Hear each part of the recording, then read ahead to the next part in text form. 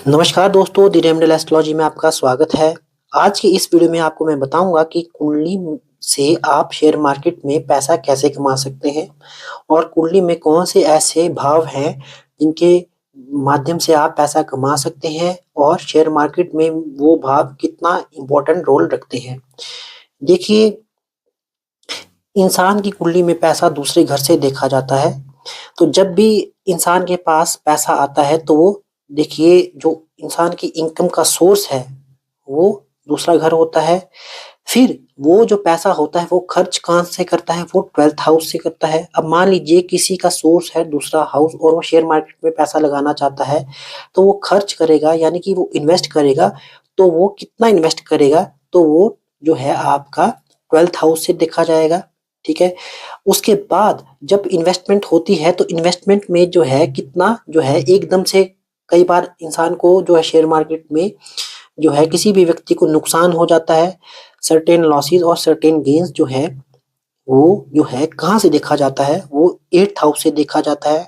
8th house बहुत ज्यादा important role play करता है।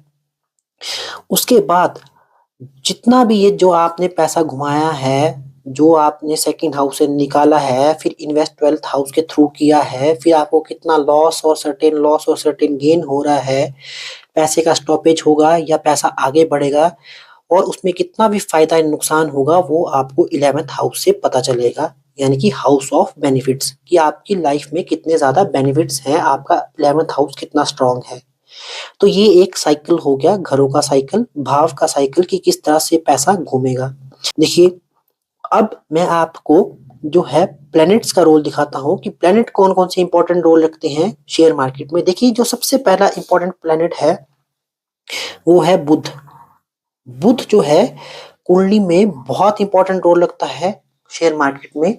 ये एक इंटेलिजेंस है, व्यक्ति की इंटेलिजेंस जो है वो जो है बुध से देखी जाती है। और शेयर मार्केट में ऐसा तो है नहीं कि आप गए और आपने किसी भी शेयर पे आपने पैसा इन्वेस्ट किया तो आपने पैसा कमा लिया। इसके लिए आपको बहुत ही तेज और चपल दिमाग चाहिए।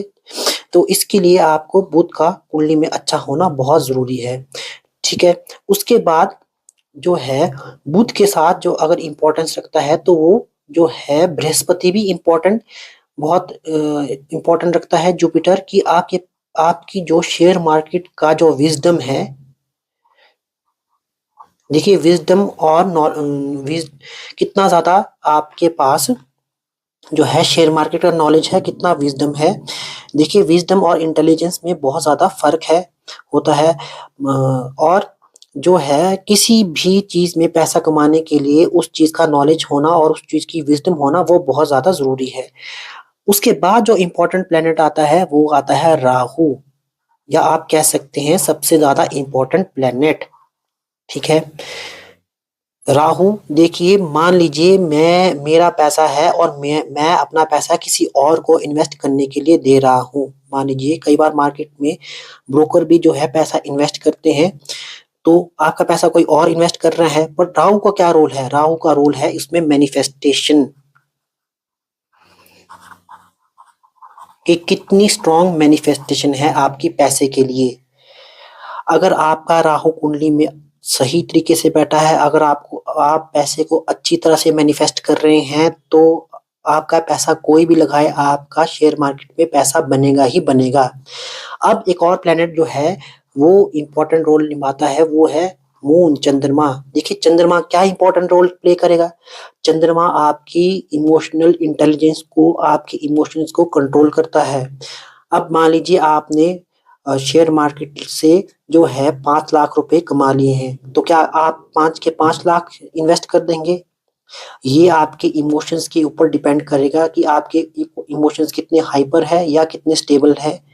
तो वो जो आपकी इमोशंस कंट्रोल करता है वो मून करता है। और मून इस अर्थ पे जितने भी लोग हैं सबके इमोशन जो है वो मून कंट्रोल करता है। और देखिए, पैसा जो है वो इंसान ही लगाता है। तो जो शेयर मार्केट का जो सारा साइकिल है वो चंद्रमा के थ्रू ही कंट्रोल होता है। मून ही सारा साइकिल जो है पैसे का वो चंद्रमा कंट्रोल करता है, क्योंकि जो पैसा है वो जो है इंसान के द्वारा ही लगाया जाता है और इंसान के इमोशंस जो है वो चंद्रमा के द्वारा ही कंट्रोल होते हैं।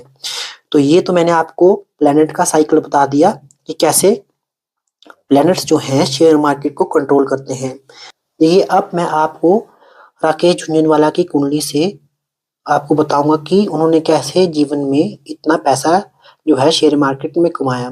देखिए राकेश झुनझुनवाला का अगर आप डेट ऑफ बर्थ और जो है बर्थ प्लेस डालेंगे तो यही कुंडली निकल के आएगी, यही ग्रह के कॉम्बिनेशन निकल के आएंगे अगर आपके पास समय नहीं है या आपको समय की रेक्टिफिकेशन आती है तो।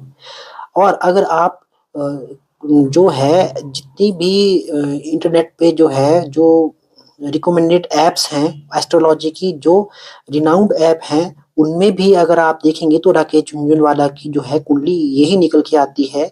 आप इंटरनेट पे चेक कर सकते हैं, किसी भी सोर्स को चेक कर सकते हैं, तो कुंडली जो है वो यही बनती है।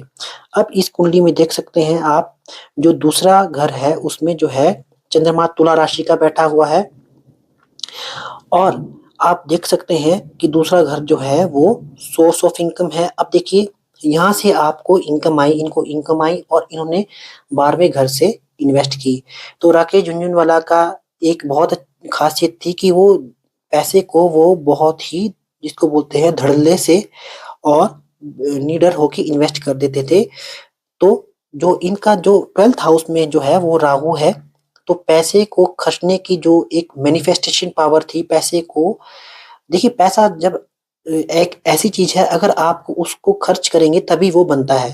तो देखिए 12th हाउस में इनके राहु आ गया, ठीक है। आप देखिए ये 12th हाउस का साइकिल कहाँ गया, 12th हाउस का साइकिल अगर आप देखें तो वो 8th हाउस में चला गया। 8th हाउस में जो है उच्च का मंगल बैठ गया है।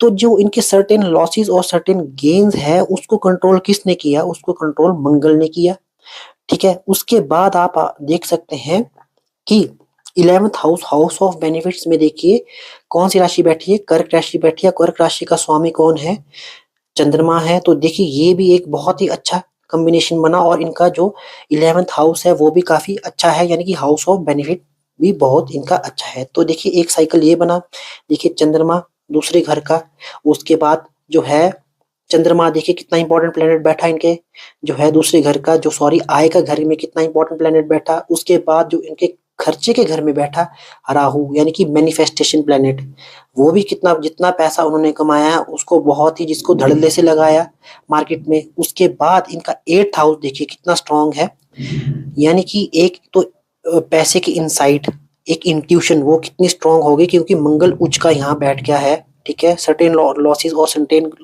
गेन्स को किसने कंट्रोल किया, एरीज के मंगल ने कंट्रोल किया। उसके बाद आप ये देख सकते हैं जो इनका 4th हाउस है, सॉरी 11th हाउस है, 11th हाउस को जो है चंद्रमा की उच्च राशि यानी कर्क राशि ने कंट्रोल किया। और उसका स्वामी कहाँ पे है, उसका स्वामी जो है वो दूसरे घर में है, और दूसरे घर में और 11th हाउस का सीधा सीधा कॉम्बिनेशन बन रहा है। और आप ये देख सकते हैं जो 5th हाउस का लॉर्ड है, 5th हाउस का लॉर्ड कहाँ बैठा है, 10th हाउस में बैठा है। तो देखिए कितना बड़ा नाम हुआ इनका पूरी लाइफ में, कितना बड़ा शेयर मार्केट में जो आपका नेम फेम और जो आपका काम देखा जाता है वो 10th हाउस से देखा जाता है। अब देखिए कौन कौन से जो है घर ने इनके जो है शेयर मार्केट के करियर में इम्पोर्टेंट रोल निभाया है। देखिए सबसे पहले दूसरा घर आपका देखिए 12th हाउस, फिर इनका 8th हाउस, फिर इनका 11th हाउस, ये इंपॉर्टेंट रोल बनाया है बहुत ज्यादा। देखिए डिपॉजिटर भले ही 10th हाउस में आ गया है बट 10th हाउस इनका पूरा ये बताता है कि ओवरऑल करियर करियर परफॉर्मेंस बताता है जो कि बहुत ही शानदार रही है। तो इस हिसाब से जो है शेयर मार्केट का साइकिल चलता है, ना कि आप ऐसा बोल सकते हैं कि 5th हाउस से चलेगा। देखिए कई ज्योतिषी जो हैं कुंडली में ये बताएंगे कि 5th हाउस जो है अगर आपका स्ट्रांग है तो आप शेयर मार्केट में पैसा बनाएंगे, भले ही वो ये ना देखे कि बुध उच्च का है या नीच का है, ठीक है। अब देखिए इनका लगन भी जो है वो जो है कितना स्ट्रांग है, लगन भी जो है वो इनका बुध का ही है, कन्या राशि का है। भले ही वो आपको ज्योतिष ये बताएगा कि ये बताए या नहीं बताए, वो ही तो पहले यही देख के डर जाएगा कि राहु तो 12वें घर में आ गया, ये इंसान तो पैसा एकदम से ही जो है गंवा देगा, अष्टम भाव इनका जो है वो खराब हो गया है, मंगल चला गया है। तो इस तरह से जो है कुंडली में जो है एनालिसिस नहीं बनते हैं, लॉजिक लगाना पड़ता है आपको। तो लॉजिक के ऊपर ही जो है एक्सप्लेनेशन चलती है। तो ये था मेरा आपके लिए एक शेयर मार्केट के लिए एनालिसिस। अगर आपको ये वीडियो जो है इंफॉर्मेटिव लगा हो तो प्लीज़ मेरी आपसे रिक्वेस्ट है, इसको like and share and subscribe ज़रूर करें। Thank you.